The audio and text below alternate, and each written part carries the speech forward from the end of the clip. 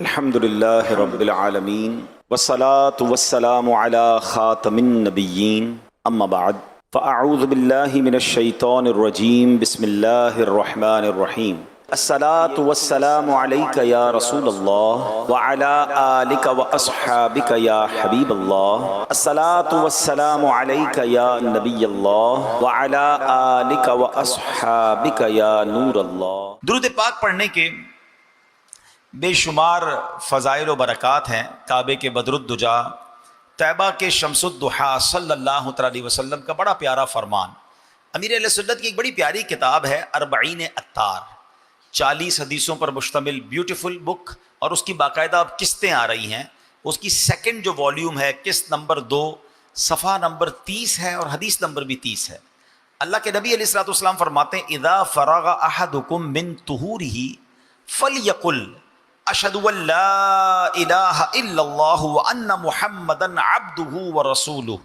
میرے آقا فرماتے ہیں جب تم میں سے کوئی وضو سے فارغ ہو تو اشہد ان لا الہ الا اللہ وان محمدا عبدہ ورسولہ پڑھے۔ پھر کیا فرمایا؟ ثم لیصلی علی، پھر مجھ پر درود شریف پڑھے۔ فاذا قال ذلك فتحت له ابواب الرحمہ، اللہ کے نبی فرماتے ہیں اس کے لیے رحمت کے دروازے کھول دیے جائیں گے۔ اب وضو تو ہم کرتے ہی ہیں ماشاءاللہ، جب جب وضو کریں اب نیت کریں انشاءاللہ۔ ہم نے کرنا کیا ہے کہ کیا پڑھنا ہے، مل کر پڑھ لیتے ہیں اشہد ان لا الہ الا اللہ وان محمدا عبدہ ورسولہ، اور اس کے بعد درود شریف پڑھنا ہے، تو انشاءاللہ رحمت کے دروازے کھول دیے جائیں گے، اور رحمت کے دروازے کھل گئے تو پھر رحمت برسنا شروع ہو جائے گی، مشکلیں آسان ہونا شروع ہو جائیں گی۔ درد و الم کے سر پہ ہوں بادل درود پڑھ، درد و الم کے سر پہ ہوں بادل درود پڑھ، مل جائے گا سکون دل بے کل درود پڑھ، برسے گی رحمت شہ ابرار بالیقین، مٹ جائے گا گناہوں کا کاجل درود پڑھ، ان کی ہی بارگاہ منور میں صبح و شام، ان کی ہی بارگاہ منور میں صبح و شام، کونین میں ہیں سب سے جو افضل درود پڑھ۔ صلو علی الحبیب صلی اللہ تعالی علی محمد صلی اللہ علیہ وسلم۔ میرے پیارے اسلامی بھائیوں، آج آپ کو ایک ایسا واقعہ سنانا ہے جو عجیب و غریب بھی ہے، رحمت بھرا بھی ہے اور دلچسپ بھی بڑا ہے، اور اس میں پیغام بھی بڑا کمال کا ہے۔ امام ابن ابی دنیا، یہ بہت مشہور عالم، محدث اور صوفی ہیں، 3 صدی ہجری کے بزرگ ہیں۔ اس کا مطلب یہ ہوا آج 15 اگر صدی ہے تو آلموسٹ 1200 سال پرانے بزرگ ہیں، 3 صدی کے بزرگ ہیں، اور امام بخاری رحمۃ اللہ تعالی علیہ کے شاگردوں میں سے ہیں۔ آپ نے ایک بڑی خوبصورت روایت ذکر کی، لکھتے ہیں کہ جب نبی پاک علیہ الصلوۃ والسلام معراج پر تشریف لے گئے، اس دوران میرے آقا صلی اللہ تعالی علیہ وآلہ وسلم نے ایک عجیب منظر دیکھا۔ منظر کیا تھا؟ فرمایا کہ میں نے عرش کے نور میں لپٹا ہوا ایک شخص دیکھا، عرش الہی کے نور میں لپٹا ہوا شخص دیکھا۔ میں نے پوچھا من ھذا ام ملکن؟ آقا فرماتے کون ہے یہ، کوئی فرشتہ ہے؟ کہا گیا نہیں۔ میں نے کہا انبی، کیا کوئی نبی ہے؟ عرض کیا گیا نہیں۔ میں نے پوچھا من ہوا، پھر یہ کون ہے؟ عرض کیا گیا جس کا خلاصہ یہ ہے، یہ وہ شخص ہے جس کی 3 صفات ہیں، 3 خصوصیتیں ہیں۔ نمبر 1، اس کی زبان ہمیشہ ذکر اللہ سے تر رہتی تھی۔ نمبر 2، اس کا دل مسجد میں ہی لگا رہتا تھا۔ اور نمبر 3، اس کی وجہ سے کبھی اس کے والدین کو برا بھلا نہیں کہا گیا۔ ہائے ہائے، اب ذرا غور کیجئے میرے پیارے اسلامی بھائیوں، یہ 3 اوصاف جس میں ہیں وہ کہاں ہے؟ عرش الہی کے نور سے لپٹا ہوا۔ یہ کتنا خوش نصیب ہوگا کہ معراج کی رات سرکار دو عالم علیہ الصلوۃ والسلام نے بھی اس شخص کو دیکھا۔ اللہ اکبر۔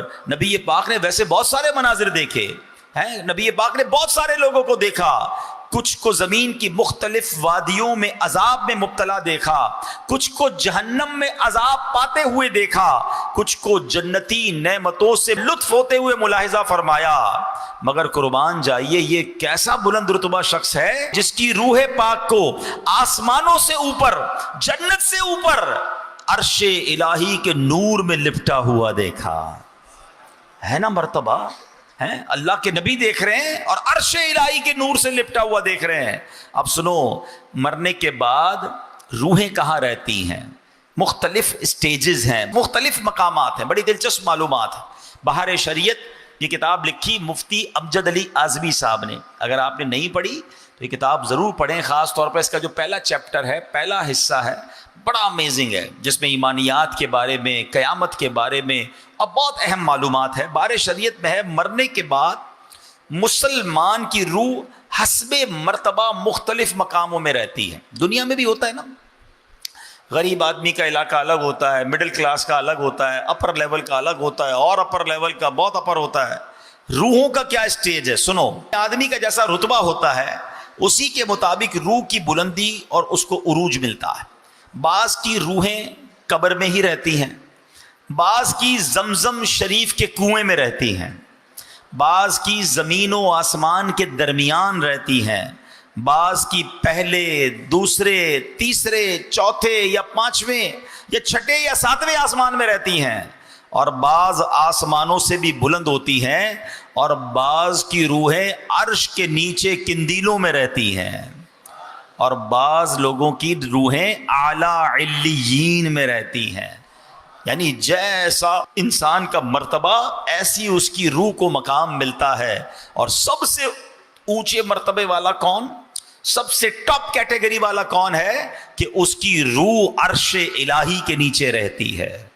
کاش ہمیں بھی یہ سعادت مل جائے کہ جب دنیا سے ہم جائیں، روح جسم سے جدا ہو تو فرشتے ہماری روح کو خوشی خوشی ہاتھوں پر لیں اور ادب سے بارگاہ الہی میں حاضر کر دیں۔ اعلیٰ حضرت نے ایک بڑی پیاری دعا کی ہے، آؤ مل کر یہ دعا کرتے ہیں۔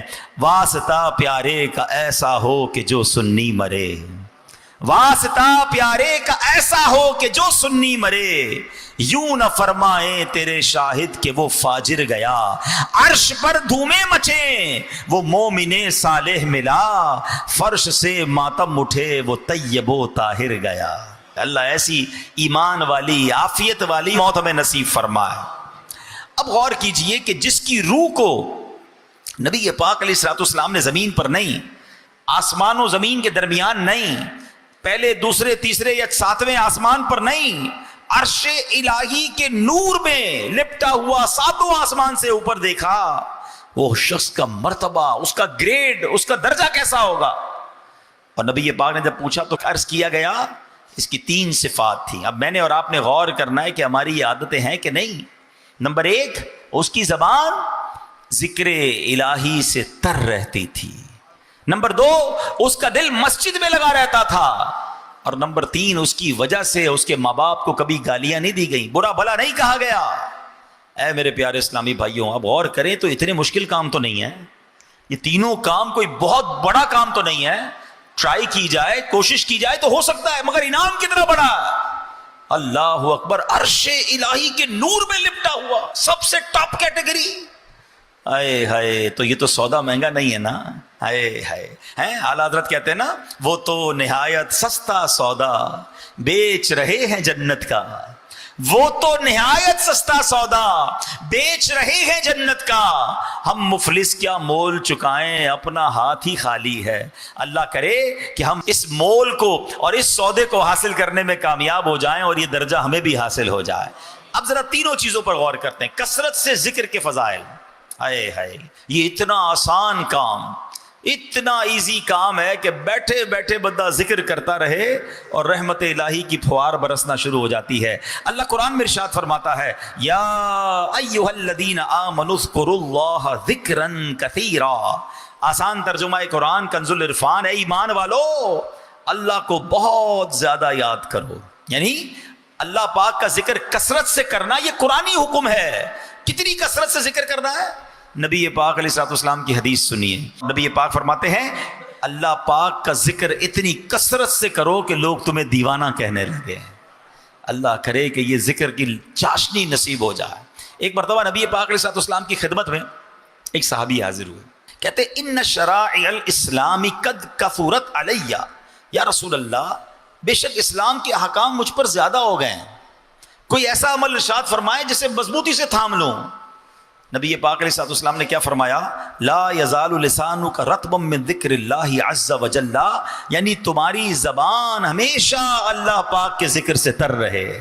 مفسر قرآن مفتی احمد یار خان نعیمی اس حدیث پاک کی شرح میں لکھتے ہیں کہ غالباً جو سائل تھا وہ بہت ساری نفلی عبادتیں کی وجہ سے پریشان ہو گیا کہ اتنی ساری نفلی عبادتیں کیسے کر پاؤں گا، بہت ساری ہیں حضور نفلی عبادتیں. تو نبی پاک ایک ایسی عبادت بتا دیں کہ میں جس کو مضبوطی سے تھام لوں. تو نبی پاک نے جواب دیا کہ سبحان اللہ، ذکر الہی تمہاری زبان پر جاری رہے. اس کا مطلب یہ ہوا کہ یہ ایسی عبادت ہے کہ یہ بہت کمال کا عمل ہے. جبھی تو نبی پاک نے فرمایا کہ بہت ساری نفلی عبادتیں ہیں نا، اگر تمہیں مشکل ہو رہی ہے تو بس اللہ کا ذکر کرنا شروع کر دو، تمہاری زبان ذکر الہی سے تر رہے. سبحان اللہ. حضرت معاذ بن جبل رضی اللہ تعالیٰ عنہ بہت عظیم صحابی ہیں.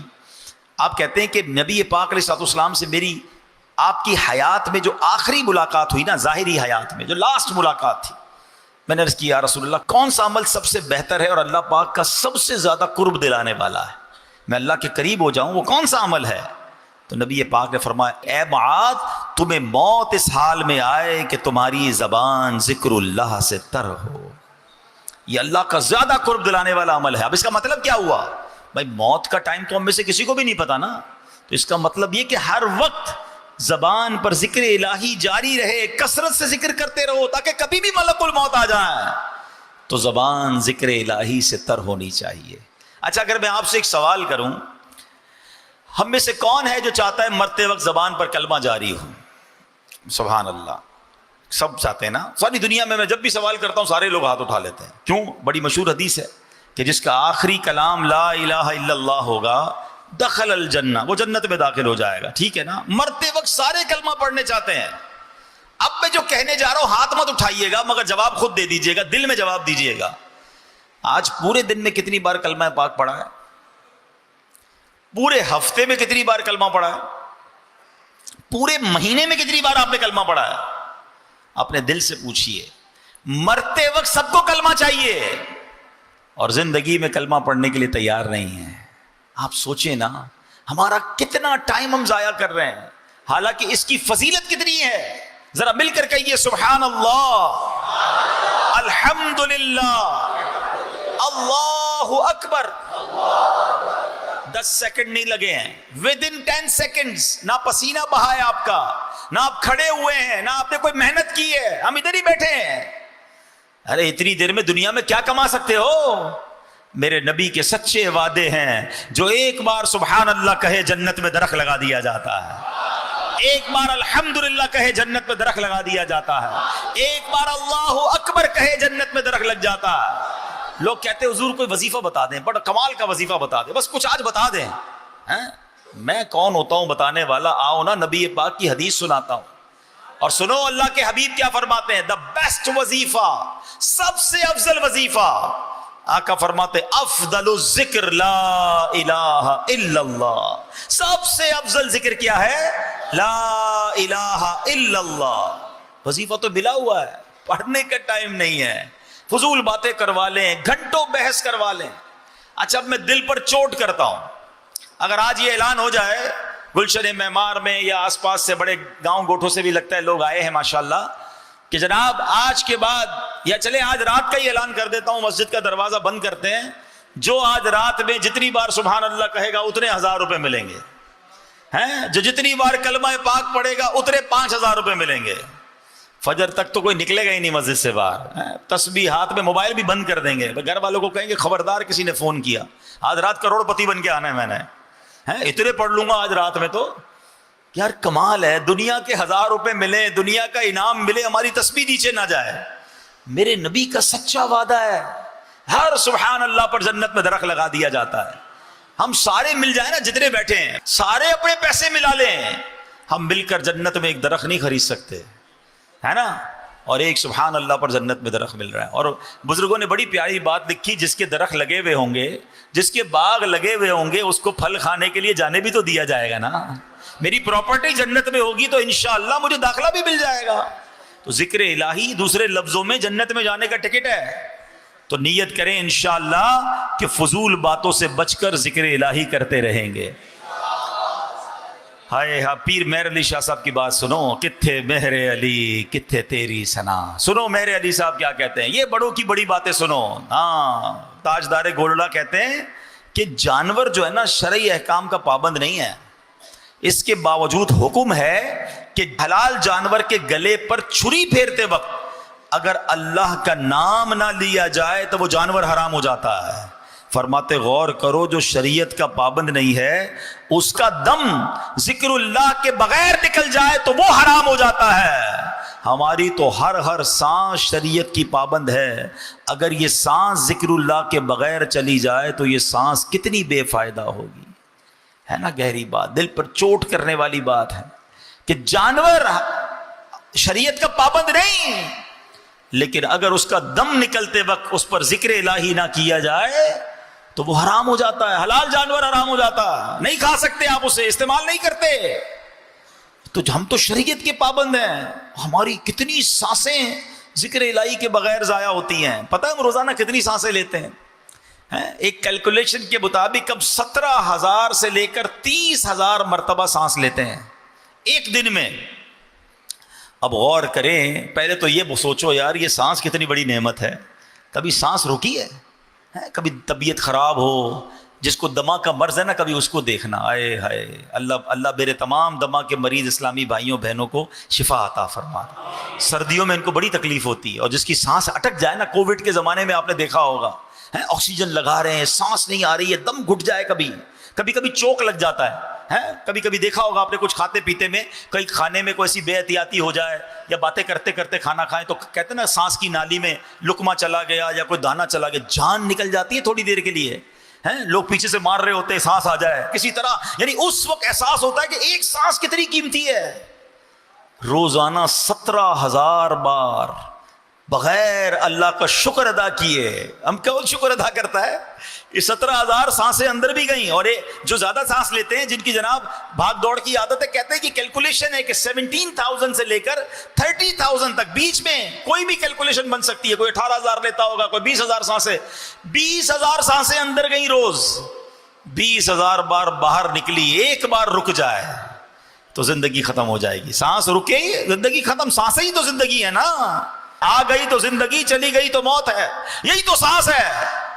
خدا کی قسم روز 17,000 بار تو شکر ادا کرنا چاہیے تھا, مگر یہ زبان ہے جو شکوے کرتے نہیں تھکتی ہے. بغیر پیسوں کے اللہ نے سانس دی ہے, ہر سانس پر ٹیکس لگا دیا جائے.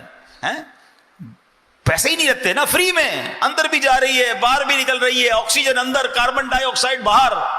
میرا موضوع نہیں ہے, ورنہ میں نے ایک بیان اس پر کیا تھا, کبھی موقع ملے گا دوبارہ آپ کو بتاؤں گا.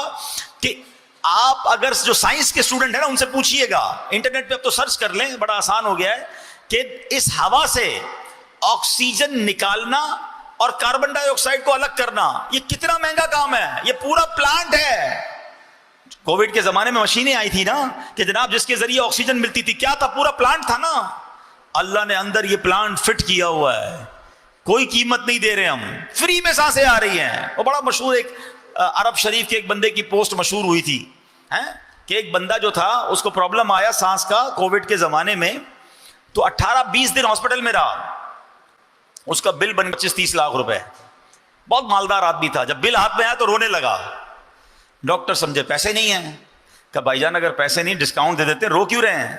کہتے پیسے بہت ہیں میرے پاس, مگر یہ سوچ رہا ہوں 18-20 دن ہاسپٹل میں رہا, میرا 15-20 لاکھ روپے بل بن گیا.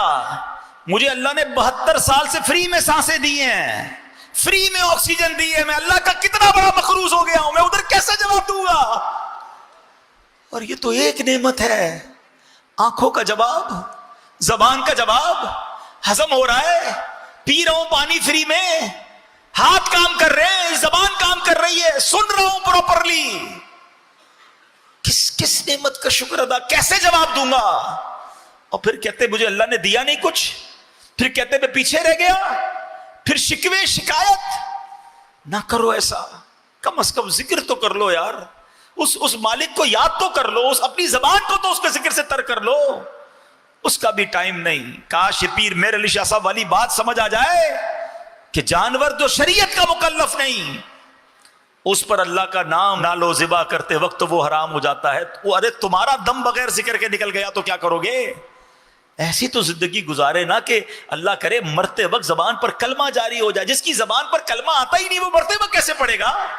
جو پورے دن میں اللہ کو یاد نہیں کرتا وہ مرتے وقت کیسے کلمہ پڑھے گا, کیسے ذکر الہی کرے گا؟ سوچو نا. آپ نے دیکھا ہوگا, چلے میں ایک اور آپ کو مثال کے ذریعے سمجھاتا ہوں. ماشاءاللہ جن کی زبان پر ذکر و درود جاری ہوتا ہے نا, جب ان کو کوئی ڈیفیکلٹ ٹائم آتا ہے نا, کوئی مشکل وقت آتا ہے, گاڑی کا ایکسیڈنٹ ہوتے ہوتے بچ جاتا ہے, کوئی دھکا لگتا ہے, کوئی ٹینشن آتی ہے, فوراً زبان سے کیا نکلتا ہے؟ یا اللہ, یا رسول اللہ, لا الہ الا اللہ. کیوں؟ عادت ہے. اور جن کی گالیوں کی عادت ہے, جن کی معاذ اللہ بری باتیں کرنے کی عادت ہے, ہم نے دیکھا ہے ان کی گاڑی سٹاپ ہوتی ہے, جھٹکا لگتا ہے, فوراً زبان سے گالی نکلتی ہے. کیوں؟ کیونکہ جو اندر ہوتا ہے نا تو وہ باہر نکلتا ہے. یاد رکھیے گا, مرتے وقت ہمیں ایک جھٹکا لگے گا, ایک موت کا جھٹکا ہوگا, اور جو اندر ہوگا اگر وہ باہر آ گیا تو پھر کیا ہوگا؟ اندر ایسا بھر لو, اپنے دل کو ایسا صاف کر لو, ذکر الہی کے ایسے عادی بن جاؤ کہ جب موت کا جھٹکا لگے تو میری زبان سے کلمہ پاک نکل جائے. تمنا کیا ہے؟ میں سو جاؤں یا مصطفیٰ کہتے کہتے, کھلے آنکھ صلی اللہ کہتے کہتے. اچھی عادتیں پتہ کیسے کام آتی ہیں؟ پچھلے دنوں میں ایک بات پڑھ رہا تھا, کیا کمال کی بات تھی, ایمان تازہ ہو گیا. سنت طریقہ کیا ہے؟ سیدھے ہاتھ سے دو, سیدھے ہاتھ سے لو. ٹھیک ہے نا؟ آج نہیں ہے لوگوں کو اس سنت کی فکر ہی کوئی نہیں ہے. الٹے ہاتھ سے دے رہے ہیں, الٹے ہاتھ سے لے رہے ہیں, الٹے ہاتھ سے کھا رہے ہیں, الٹے ہاتھ سے پی رہے ہیں. nobody care about. ہم نے پیر و مرشد سے سیکھا, امیر اہل سنت سے, کہ آپ عادت کیسے بناتے ہیں. آپ اپنی اور اپنے بچوں کی عادت پتہ کیسے بنا سکتے ہیں؟ آپ سیدھے ہاتھ سے کوئی چیز دیں اور اگلے سامنے والے نے الٹا ہاتھ آگے بڑھائے نا, آپ واپس لے لیں کہ نہیں پہلے سیدھا ہاتھ. اب وہ سیدھا ہاتھ بڑھائے تو دے دیں اس کو یاد رہ جائے گا نا کہ یار سیدھے ہاتھ سے لینا ہے. کمال کی بات سنو گے, ایمان تازہ ہو جائے گا. بزرگ کہتے ہیں سیدھے ہاتھ سے ہر چیز دینے اور لینے کی عادت بناؤ, جب قیامت کے دن تمہیں نامہ اعمال دیا جائے گا تمہارا سیدھا ہاتھ ہی آگے بڑھ جائے گا, اور جس کو سیدھے ہاتھ میں نامہ اعمال مل گیا اس کی مغفرت کر دی جائے گی. چاہیے نا سیدھے ہاتھ میں نامہ اعمال, تو دنیا میں سیدھا ہاتھ استعمال کرو نا اچھی چیزوں کے لیے. ادھر فکر ہی کوئی نہیں ہے. ایک اور کمال کی بات, اٹھنے کی جو دعا ہے کیا ہے؟ الحمدللہ الذی احیانا بعد ما اماتنا والیہ النشور. کیا پیاری دعا. اللہ یہ دعا ہی سمجھ آ جائے نا تو ایمان تازہ ہو جاتا ہے. اس بندے کو میسج مل رہا ہے, اس رب کی مہربانی, اس رب کا شکر جس نے مرنے کے بعد مجھے زندہ کیا. احیانا بعد ما اماتنا. اب یہاں ایک اور بھی بات ہے جناب, میں مر کے تو زندہ نہیں ہوا, میں تو سو کے کھڑا ہوا ہوں. یہی تو میسج ہے, تم روز موت کے قریب جا کر واپس آ رہے ہو. جب سوتے ہیں تو کیا ہوتا ہے؟ کچھ نظر آتا ہے؟ کون آیا, کون گیا, کیا ہوا, کچھ پتہ نہیں, ایسے بے سدھ ہو کے سوتے ہیں. یہی تو موت آئے گی تو بندہ سوچے سوتے وقت کہ ایک دن ایسا سوؤں گا کہ پھر اٹھوں گا نہیں. ہر روز صبح اٹھ کے اللہ کا شکر ادا کرے کہ اللہ ایک اور چانس دے دیا, ایک اور دن دے دیا, ایک اور دن دے دیا توبہ کے لیے. الحمدللہ الذی احیانا بعد ما اماتنا والیہ النشور. اس رب کی مہربانی, شکر, تعریف اس رب کی جس نے مجھے مرنے کے بعد پھر زندہ کیا. والیہ النشور, اسی کی طرف لوٹ کر جانا ہے. علماء کہتے ہیں جو اس دعا کا عادی ہوگا نا, جب قیامت کے دن قبر میں اس کی آنکھ کھلے گی, وہ اٹھے گا, پھر اس کی زبان پر یہ دعا جاری ہو جائے گی.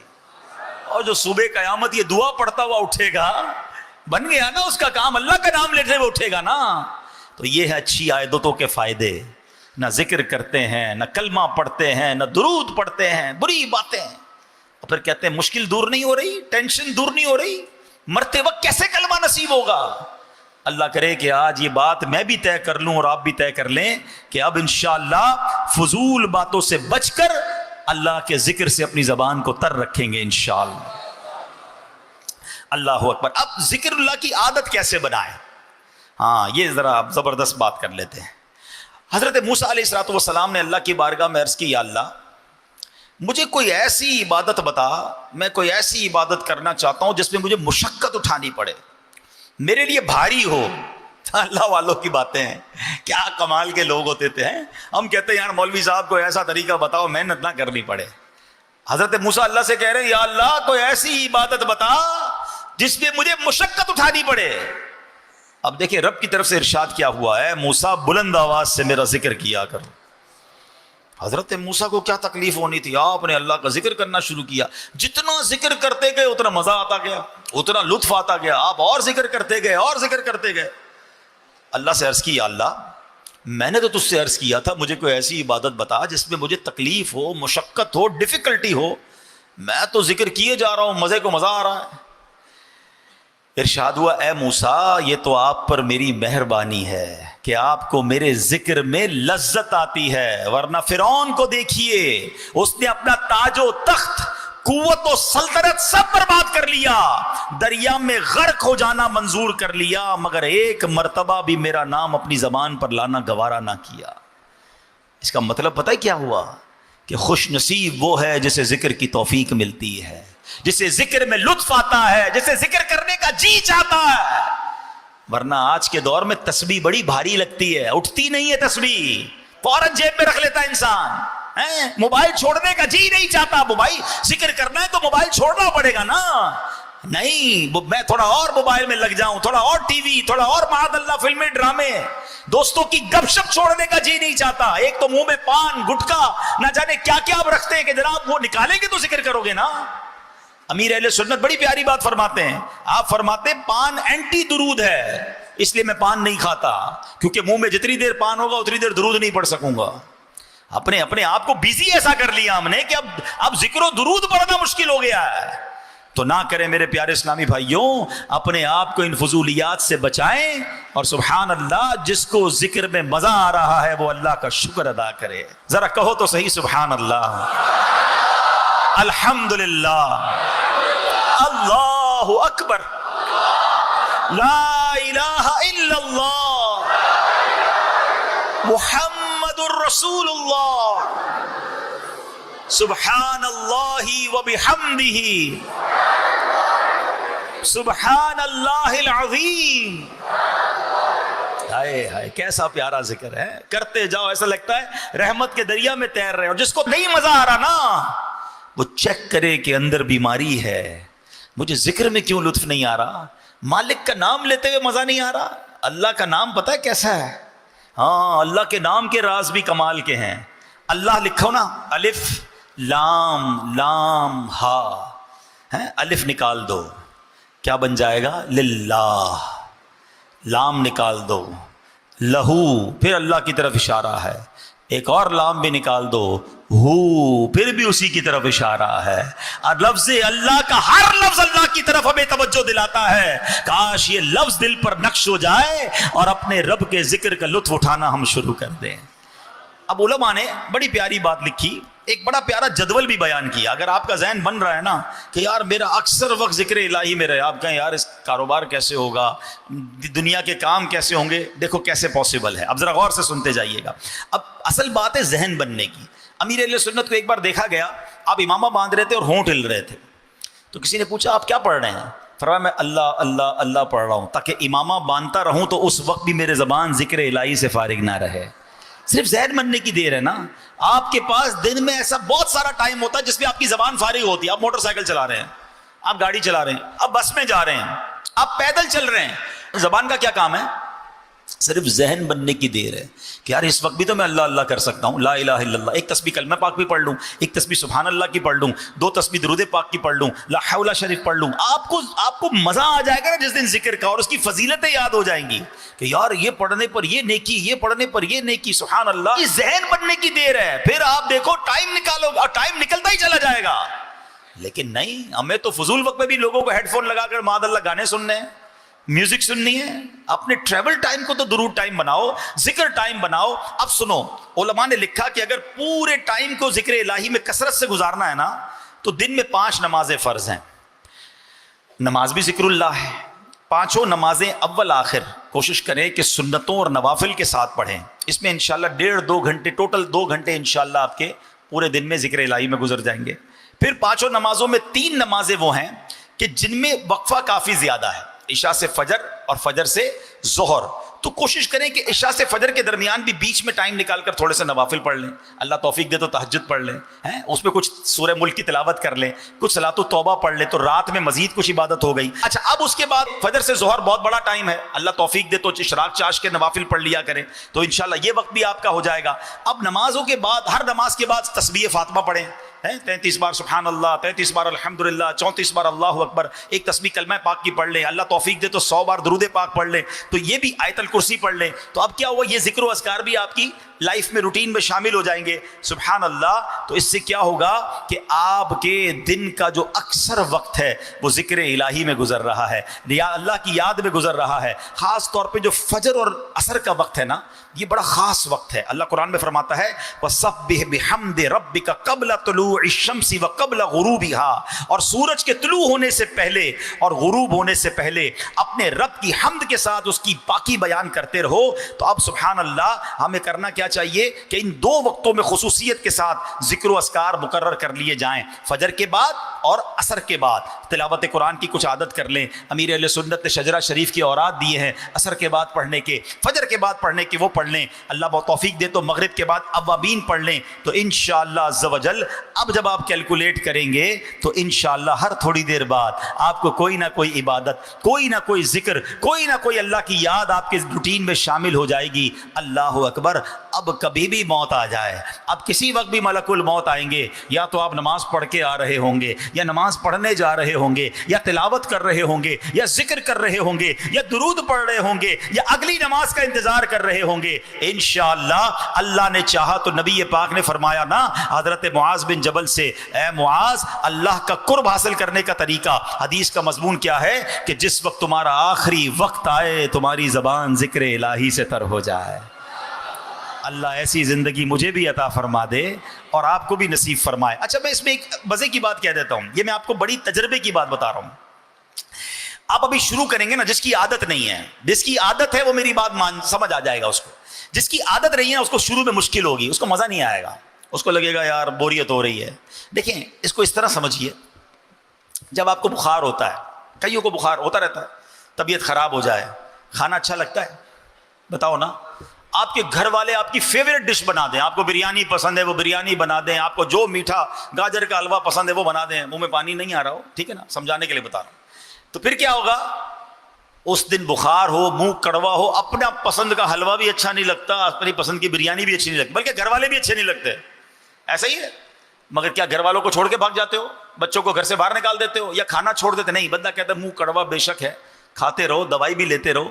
تھوڑے دنوں بعد جب طبیعت ٹھیک ہو جائے گی تو بریانی بھی اچھی لگے گی, گاجر کا حلوہ بھی اچھا لگے گا, بچے بھی اچھے لگیں گے. ہمیں پتا ہوتا ہے بیماری ہے, جیسے ہی بیماری دور ہوگی یہ سب چیزوں کا ٹیسٹ آنا شروع ہو جائے گا. ایسا ہی ہے.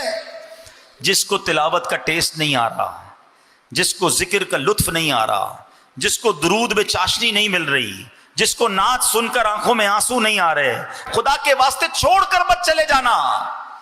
پڑھتے رہنا, ذکر کرتے رہنا. تھوڑے دنوں بعد آپ محسوس کریں گے بیماری دور ہو رہی ہے, لذت آنا شروع ہو گئی ہے, لطف آنا شروع ہو گیا ہے, آنسو نکلنا شروع ہو گئے ہیں, چاشنی ملنا شروع ہو گئی ہے. خدا کی قسم, جن کو ذکر الہی کا لطف آ جائے نا, جن کو درود پڑھنے کی چاشنی مل جائے, جن کو تلاوت کا شوق مل جائے, جن کو دعا کی لذت مل جائے, پھر ان کا دل بھرتا نہیں اللہ کی عبادت سے. تو آج یہ نیت کرنا ہے کہ ابھی شروع میں لطف آئے نہ آئے, ہمیں اس کی لذت ملے نہ ملے, انشاءاللہ آج سے ہم کثرت سے ذکر الہی کرنا شروع کر دیں گے انشاءاللہ. ہمارے نیک اعمال میں بہت سارے وظائف امیر اہل سنت عطا فرمائے, انشاءاللہ اس کو بھی کریں گے. دیکھیں ماشاءاللہ خصوصی اسلامی بھائی بھی نیت کر رہے ہیں نا انشاءاللہ. یہ ہے آپ کی میری دعوت اسلامی, جن کو ماشاءاللہ نہ بولنا آتا ہے نہ سننا آتا ہے. یہ ہمارا پورا بیان ان کو اشاروں کے ذریعے سمجھا رہے ہیں, اور ماشاءاللہ ہمارے وہ بھائی بھی نیت کر رہے ہیں کہ اب وہ اشاروں سے اللہ کا ذکر کریں گے.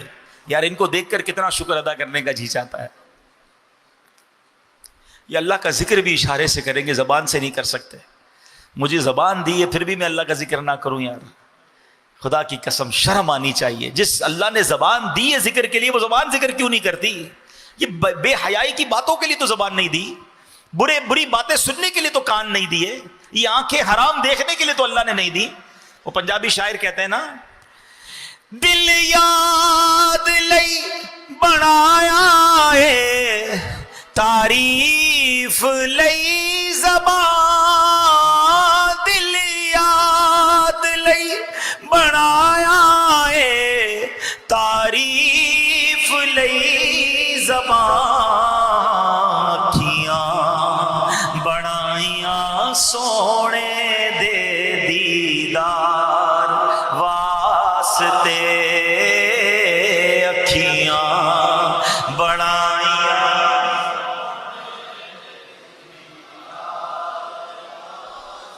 صلو علی الحبیب۔ اچھا، ذکر الہی اور درود پاک طے ہو گیا انشاءاللہ، فضول باتوں سے بچیں گے انشاءاللہ، روزانہ کثرت سے درود پڑھیں گے، روزانہ کثرت سے کلمہ پاک پڑھیں گے انشاءاللہ۔ آپ بس ذکر میں دل لگا لو، آپ اگر یہ ذہن بنا لو نا، ہر سبحان اللہ پر جنت میں درخت لگ رہا ہے، ہر درود پر 10 رحمتیں، 10 گناہ معاف، 10 درجے بلند، اور اپنے آپ کو چوٹ دیا کرو کہ یار پیسے ملتے تو پڑھتا کہ نہیں پڑھتا ہے، اور اب نہیں پڑھ رہا، تو پھر انشاءاللہ ذہن بن جائے گا انشاءاللہ۔ اب آتے ہیں، 3 کام تھے نا، یہ تو ہو گیا ذکر الہی، اس نور والے نور میں لپٹے ہوئے آدمی کے 3 اوصاف تھے نا، اس کی زبان ذکر الہی سے تر رہتی تھی۔ دوسرا اس کا عمل کیا تھا؟ اس کا دل مسجد میں لگا رہتا تھا۔ ہائے ہائے، بخاری اور مسلم کی حدیث ہے، قیامت کے دن وہ 7 لوگ جو اللہ کے عرش کے سائے میں ہوں گے، ان میں ایک وہ ہوگا جس کا دل مسجد میں لگا رہتا ہے۔ اللہ کے عرش کا سایہ سمجھتے ہو؟ سورج 1 میل پر، زمین تابے کی، گرمی سے برا حال، اور اللہ کے عرش کے سائے کے سوا کوئی سایہ نہیں ہوگا۔ جو 7 قسم کے خوش نصیب ہوں گے، ان میں ایک وہ ہے جس کا دل مسجد میں لگا رہے۔ اس کا مطلب کیا ہے؟ علماء نے لکھا کہ ایک تو مسجد میں نمازوں کے لیے جاتا رہے، اور جب مسجد سے گھر جائے نا، کاروبار پر جائے، باہر جائے، پھر دل مسجد میں لگا رہے۔ یار اب اگلی نماز کب ہوگی؟ کچھ لوگوں کا دل کہاں ہوتا ہے؟ گھر لگا ہوتا ہے، یار گھر کب جائیں گے، جلدی کاروبار ختم ہو، گھر جانا ہے، بچے ہیں، فیملی ہے، جیسا گھر جانے کا جی چاہتا ہے نا، گھر میں دل لگا رہتا ہے۔ کاش ہمارا مسجد میں دل لگا رہے کہ ہر تھوڑی دیر بعد یہی خیال آئے کہ مسجد میں کب جانا ہے۔ اب یہاں پرابلم یہ ہے کہ مسجد میں دل لگا رہنا یہ تو چند لوگوں کا معاملہ ہے، ورنہ بہت بڑی تعداد وہ ہے جن کا مسجد میں آ کر بھی بھاگنے کو جی چاہتا ہے۔ مسجد میں آتے ہیں تو بھی بے سکون ہوتے ہیں، مسجد میں آتے بھی ہفتے میں 1 بار ہیں، کچھ لوگ تو جمعے کو ہی آتے ہیں نا، باقی آتے ہی نہیں ہیں، اور بد نصیب کچھ تو ایسے ہیں جو جمعے کو بھی نہیں آتے، عید کی نماز میں آتے ہیں۔ 15 شعبان کو کیا ہوا؟ پوری مسجدیں بھر گئیں، پوری دنیا کی مسجدوں میں رش، پھر 16 شعبان خالی ہو گئیں۔ ایسا کیوں کرتے ہو بھائی؟ آئیں تو پھر آ جاؤ نا یار، کتنا سکون ہے اللہ کے گھر میں۔ تو اس بار نیت کریں کہ رمضانوں میں بھی آئیں گے، رمضانوں کے بعد بھی مسجد سے ہمارا انشاءاللہ رابطہ رہے گا انشاءاللہ۔ اب مسجد چھوڑ کے نہیں جائیں گے انشاءاللہ۔ ہاں، اللہ کے حبیب علیہ الصلوۃ والسلام کی حدیث سن لو، جن کا مسجد میں دل لگتا ہے۔ نبی پاک نے فرمایا، جس طرح کوئی شخص کھو جائے، اس کے گھر والے اسے تلاش کرتے پھرے مگر اس کا کہیں پتہ نہ چلے، پھر کافی عرصے بعد وہ کھویا ہوا شخص گھر واپس آئے تو جتنی خوشی ان گھر والوں کو ہوتی ہے، اللہ پاک اس بندے سے اتنا ہی خوش ہوتا ہے جو مسجد کو ذکر و نماز کے لیے اپنا گھر بنا لیتا ہے۔ گھر کا مطلب یہ نہیں بندہ ادھر ہی کھانا پینا رہنا شروع، مطلب یہ کہ اس کا دل یہی لگا، جس طرح گھر جانے کو جی چاہتا ہے اس کا دل بس مسجد میں لگا رہے، مسجد میں انشاءاللہ بسیرا رہے، مسجد میں آتا رہے۔ اس طرح کی روایتیں بھی ملتی ہیں کہ جو پابندی سے نماز پڑھنے آتا ہے، کسی دن غیر حاضر ہو، فرشتے ڈھونڈنے نکلتے ہیں اسے۔ ہائے ہائے، کیسے خوش نصیب ہیں۔ تو اللہ مجھے بھی یہ توفیق دے، آپ کو بھی یہ توفیق دے کہ انشاءاللہ اب مسجد کے ساتھ ہمارا تعلق مضبوط ہوگا انشاءاللہ۔ وہ سارے عاشقان رسول میری بات غور سے سنیں، ادھر روتے ہیں یا اللہ کعبہ دکھا دے، مدینہ دکھا دے، تڑپتے ہیں، ادھر جا کے کتنی دیر بیٹھتے ہو مسجد نبوی شریف میں؟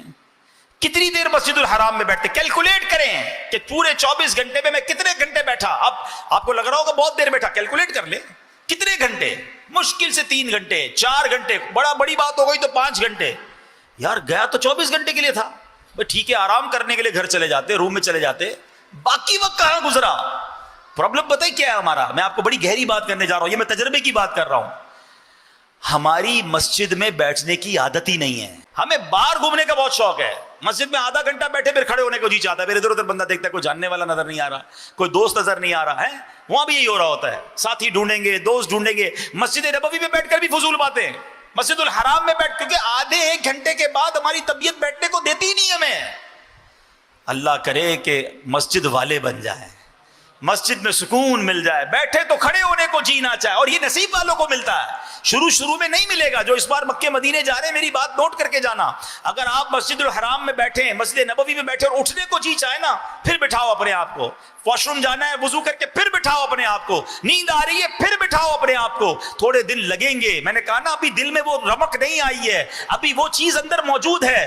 جس دن یہ نکل گیا نا, پھر دیکھو تو آپ کو مسجد نبوی کے بغیر چین ہی کہیں نہیں آئے گا. پڑے ہی رہنے سے کام ہوگا. ارے ان کے در کے سوا اور کیا ہے, ادھر پڑے رہو انشاءاللہ. وہ کہتے نا فقیر بیٹھا ہی رہے, دروازے سے اٹھے ہی نہ, تو مالک کہتا یہ تو جا ہی نہیں رہا, اس کی جھولی بھر دو. ارے سرکار کے در کے سوا جانا کدھر ہے؟ اگر چلے گئے ہو مسجد نبوی میں, اب نہ بازار میں جانا ہے, اب نہ شاپنگ کرنی ہے, اب نہ دوستوں سے ملنا ہے. ارے یہ سارے کام پوری دنیا میں ہو سکتے ہیں, مگر خدا کی قسم گنبد خضرا کہیں اور نہیں ہے, خدا کی قسم روضہ رسول کہیں اور نہیں ہے, کعبہ مشرفہ کہیں اور نہیں ہے. ارے تمہاری آنکھیں کعبے کو دیکھ رہی ہیں, کروڑوں آنکھیں تڑپ رہی ہیں کعبے کو دیکھنے کے لیے. اگر تمہیں رب نے پہنچا دیا ہے تو کیوں کھڑے ہونا ہے؟ تھک گئے ہو تو وہیں بیٹھ جاؤ, پھر وضو کرو, پھر بیٹھ جاؤ. کبھی تلاوت کرو, کبھی تسبیح پڑھو, کبھی نوافل پڑھو, کبھی درود پڑھو. انشاءاللہ کچھ دن ضرور لگیں گے, مگر جب دل صاف ہوگا,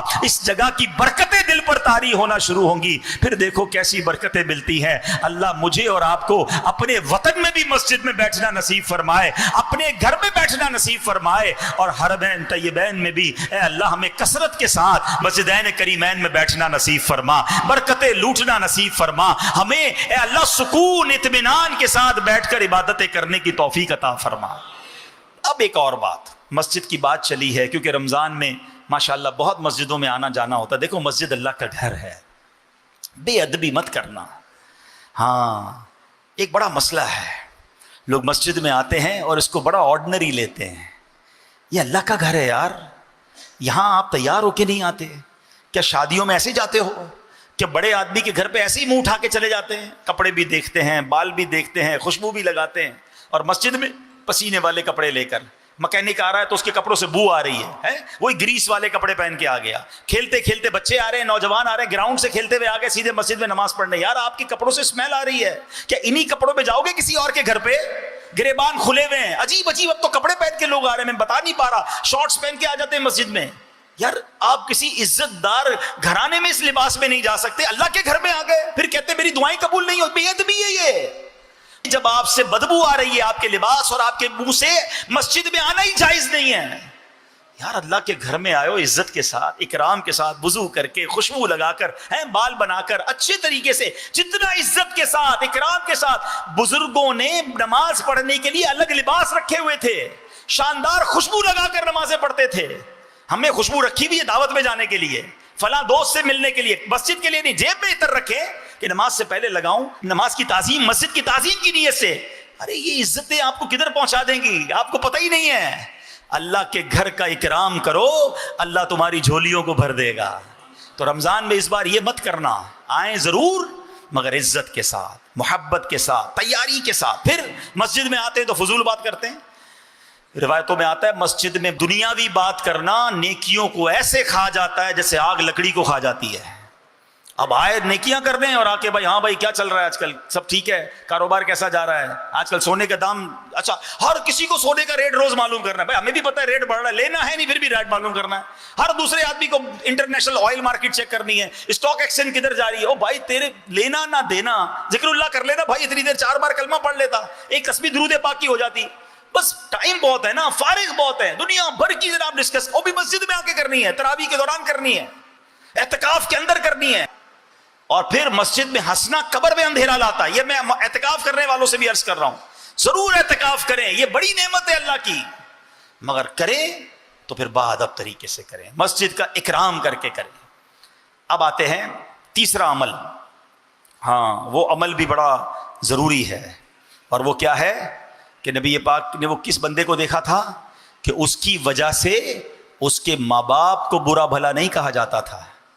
آج کیا ہوتا ہے, لوگ کہتے ہیں یار یہ دیکھو موٹر سائیکل لے کے نکلا, کیسا سائلنسر نکلا ہوا ہے, سارے محلے کی نیند برباد کی. کیسے ماں باپ نے تربیت کی ہے یار, یہ گالیاں دے رہا ہے, اس کے ماں باپ نے کیسی تربیت کی ہے. اچھا جناب یہ لڑائی کر رہا ہے, اس کے ماں باپ نے کیسی تربیت کی ہے. لوگوں کے پیسے کھا گیا, اس کو شرم نہیں آتی, ماں باپ نے کیسی یعنی ہمارے اعمال کی وجہ سے ہمارے ماں باپ کو گالیاں پڑ رہی ہیں. اچھا پھر ایک اور طریقہ, لوگ دوسرے کے ماں باپ کو گالیاں دیتے ہیں. اگر آپ کسی کے ماں باپ کو گالی دیں گے تو ریپلائی میں کیا وہ دعائیں دے گا آپ کو؟ وہ بھی آپ کے ماں باپ کو گالی دے گا. ہماری وجہ سے ہمارے ماں باپ کو گالی پڑ رہی ہوتی, شرم نہیں آتی؟ اور وہ شخص کون تھا جو عرش الہی کے نور سے لپٹا ہوا تھا, کہ جس کی وجہ سے اس کے ماں باپ کو برا بھلا نہ کہا جا رہا تھا. ہائے ہائے, کاش میں ایسا بن جاؤں کہ مجھے دیکھ کر لوگ کہیں کہ اس کے ماں باپ نے کیسی تربیت کی ہے. ارے بیٹا ایسا ہے تو ماں باپ کیسے ہوں گے؟ کاش میری وجہ سے میرے ماں باپ کی عزت بڑھے, لوگ میرے ماں باپ کو دعائیں دیں کہ ایسی شاندار تربیت کی اس بیٹے کی کہ یہ بیٹا جناب دنیا کو نیکی کی دعوت دیتا ہے, یہ بیٹا نیک ہے, اس کی وجہ سے لوگ نیک بن رہے ہیں. ایسے بنو نا کہ وہ قبر میں ہیں ان کو دکھ نہ پہنچے, میری وجہ سے لوگ انہیں دعائیں دیں. مگر آج لوگ بوڑھے ماں باپ, بلکہ قبر میں چلے گئے ماں باپ, ان کو گالیاں دلوا رہے ہیں, ان کو برا بھلا کہلواتے ہوئے شرم نہیں آتی ہے. سنو, امام احمد بن حنبل نے ایک روایت لکھی. ایک مرتبہ حضرت موسیٰ علیہ السلام نے عرش کے قریب ایک شخص کو دیکھا. آپ کو اس کے مقام و مرتبے کی خوشی ہوئی, اس کے متعلق پوچھا تو بتایا گیا یہ کسی سے حسد نہیں کرتا تھا, چغلی نہیں کھاتا تھا, والدین کی نافرمانی نہیں کرتا تھا. آپ نے عرض کیا اے رب کریم, والدین کا نافرمان کون ہوتا ہے؟ فرمایا یعنی جو ماں باپ کے لیے برا کہے جانے کا سبب بنے, یہاں تک کہ اس کی وجہ سے والدین کو برا کہا جائے, وہ والدین کا نافرمان ہے. آج زندگی میں یہ نیت کر لو یار کہ میری وجہ سے میرے ماں باپ کا دل نہیں دکھنا چاہیے, ان کو کوئی برا بھلا نہ کہے, میری وجہ سے میرے ماں باپ کی تعریف ہو, میں اپنے ماں باپ کے لیے خوشی کا باعث بنوں. ماں باپ کا نافرمان, اللہ اکبر. کئی بار وہ آپ نے حدیث سنی ہوگی کہ اللہ کے نبی نے آمین کہی تھی, جو اپنے ماں باپ کو بڑھاپے میں پائے, ان کی خدمت کر کے مغفرت حاصل نہ کر سکے, وہ ہلاک و برباد ہو جائے. اللہ کے نبی نے کیا فرمایا تھا؟ آمین. بتاؤ نا, ماں باپ کو انشاءاللہ ہم خوش رکھیں, والدین کو راضی رکھیں. اے میرے پیارے اسلامی بھائیوں, اعلیٰ حضرت امام اہل سنت کیا فرماتے ہیں؟ سنو, باپ کی نافرمانی جبار و قہار کی نافرمانی ہے, اور باپ کی ناراضی اللہ جبار و قہار کی ناراضی ہے. آدمی ماں باپ کو راضی کرے تو وہ اس کے لیے جنت ہیں, ناراض کرے تو وہی اس کے لیے دوزخ ہیں. جب تک باپ کو راضی نہ کرے گا, اس کا کوئی فرض, کوئی نفل, کوئی نیک عمل اصلاً مقبول نہیں. عذاب آخرت کے علاوہ دنیا میں ہی جیتے جی سخت بلا یعنی شدید آفت نازل ہوگی. مرتے وقت معاذ اللہ کلمہ نصیب نہ ہونے کا خوف ہے. ہاں, یہ بڑی کمال کی بات اعلیٰ حضرت نے بتا دی. ماں کے ساتھ تو اب بھی لوگ کچھ برتاؤ اچھا کر لیتے ہیں, باپ کو تو خاطر میں نہیں لاتے, سمجھتے باپ تو کرتا ہی کچھ نہیں ہے. ارے باپ کی ڈیوٹی تمہیں سنبھالنا تھی, ماں کی ڈیوٹی پیار کرنا تھی, تمہیں لگا صرف ماں ہی پیار کرتی ہے. ارے والد کی وجہ سے تو ماں پیار کرتی ہے, والد نے پیسے لا کر دیے, والد نے ہمیں پال پوس کر بڑا کیا, اور آج اپنے باپ کو نہیں پوچھتے لوگ. سنا آپ نے کہ باپ راضی نہیں ہے تو کوئی نماز نفل روزہ کچھ قبول نہیں, راضی کرو اسے. آج نیت کر لو, انشاءاللہ ہم بھی یہ 3 کام کریں گے انشاءاللہ. اللہ پاک ہم سب کو عمل کرنے کی توفیق عطا فرمائے. آمین بجاہ النبی الامین صلی اللہ علیہ وسلم.